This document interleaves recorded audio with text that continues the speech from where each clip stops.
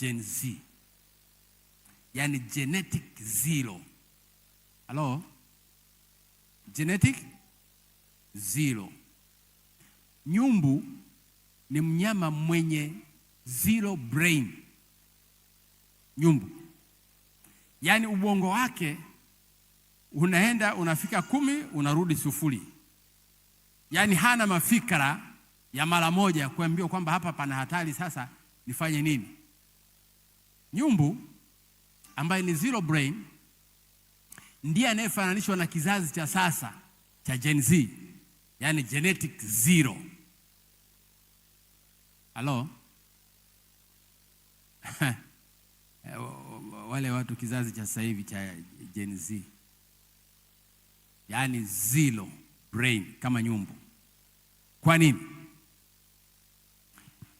Nyumbu mwenzao anaweza kakamatwa hapa na simba akawa analiwa, yani simba wanakula alafu wanaenda kushangaa pale, wale nyumbu wanaenda wanashangaa hivi kwamba nini kimetokea. Ndio maana wanaitwa zero brain, yani mwenzao analiwa na ni wengi, ni kundi kubwa, wanaweza kuwa nyumbu 1000, lakini simba mmoja tu anakula nyumbu mwenzao, pale wanaenda wanashangaa tu hivi, kwa sababu ubongo wao ni zero brain. Hauwezi ukagenerate. Anaweza akakimbia tu mara moja akafika pale akasimama akageuka akaangalia, alafu akaendelea kula majani bila kuelewa kuna hatari imhatarisha kwa wakati huo. Sasa kizazi hicho ama aina ya hao wanyama nyumbu ndio wanaofananishwa na Gen Z, genetic zero, ambao wanaamua kufanya jambo lolote wanaloona ni bora machoni pao. Lakini wale waliokombolewa na Yesu hawawezi wakawa zero brain, yani wakashindwa kuelewa nini wanachokifanya. Na ndio maana tunasisitiza sasa ya kwamba panapokuwepo na mambo ya kutafakari kwenye vitandao, yanapokuwepo mambo ya kutafakari katika vifaa hivi vya kisasa vya kidijitali, nenda katafakari yaliyo mazuri. Wafilipi 4 mstari wa 8 hadi wa 9. Wafilipi 4 mstari wa 8 hadi wa 9. Biblia ina maneno ya kutuambia pale. Ni mafungu ambayo huwa tunayaelewa sana na kuyasikia kila siku, lakini leo yako kwa namna nyingine ya kwamba tunatafakari mambo gani. Anasema, hatimaye ndugu zangu, mambo yoyote yaliyo ya kweli. Mambo yaliyo ya nini? Yaliyo ya kweli. Mambo yoyote yaliyo na staha, yoyote yaliyo ya haki, yoyote yaliyo safi, yoyote yenye kupendeza, yoyote yenye sifa njema, ukiwapo wema wowote, ikiwapo sifa nzuri yoyote, yatafakarini hayo. Katika mitandao sio mibaya ama digital sio mbaya, lakini ni kitu gani unatafakari pale katika mtandao huo? Biblia inatuelekeza kutafakari mambo yaliyo mazuri, yaliyo ya staha. Pale kwenye mtandao utakuta vitu vya ajabu sana.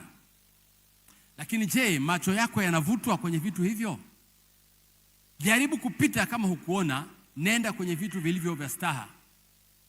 Chukua vitu ambavyo ni vyenye kuleta faida, vitu ambavyo ni vyenye kuleta habari ya usafi. Kwa nini? Kwa sababu mstari wa 9, mambo mliojifunza kwangu na kuyapokea na kuyasikia na kuyaona kwangu, yatendeni hayo, na Mungu wa amani atakuwa pamoja nanyi. Bwana Yesu asifiwe.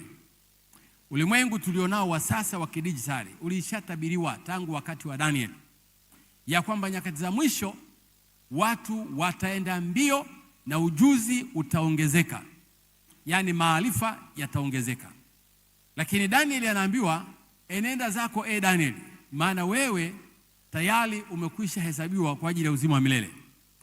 Sasa onyo linabaki kwetu, na Daniel alitamani sana kuzichungulia siku hizi. Je, wewe wazimu huu wa kidijitali umekupata? Halo? Geukia jirani yako muulize, je, wazimu huu umepishana nao ama umekupata?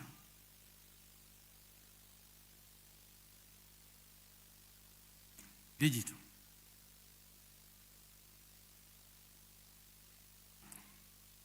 Mwandishi anatuambia ili kuweza kushinda tabia hiyo, anza kufanya mazoezi. Ulikuwa unafungua WhatsApp mara 10. Sasa shuka kidogo ufungue mara 5. Telemka uje ufungue mara 2. Halo? Ulikuwa unapenda sana kutembea mitandaoni humo. Anza kushika break. Soma vitu tu vya maana. Na hatimaye utaanza kuona unapona. Kama ilivyo waraibu waliokuwa wanakula ama wanaotumia dawa za kulevya.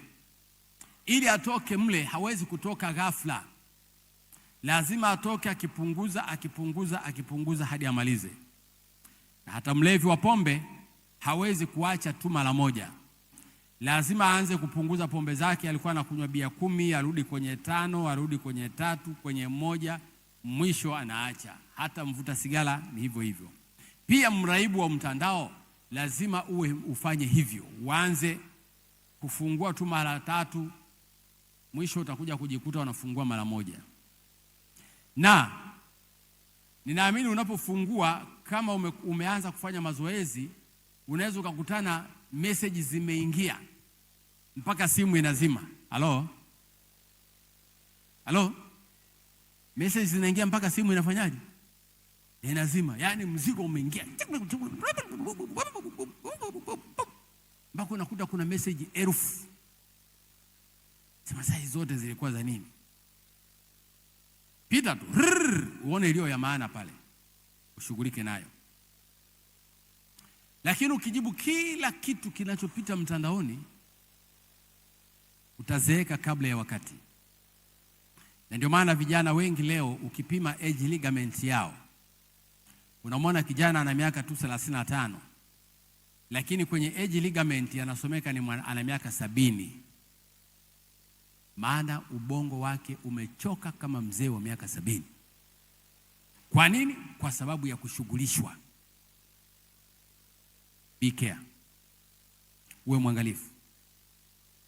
Mungu atupatie neema. Tunapoendelea kufanya matengenezo haya ya kimtandao, saa ikifika tuweze kuwa washindi. Amen.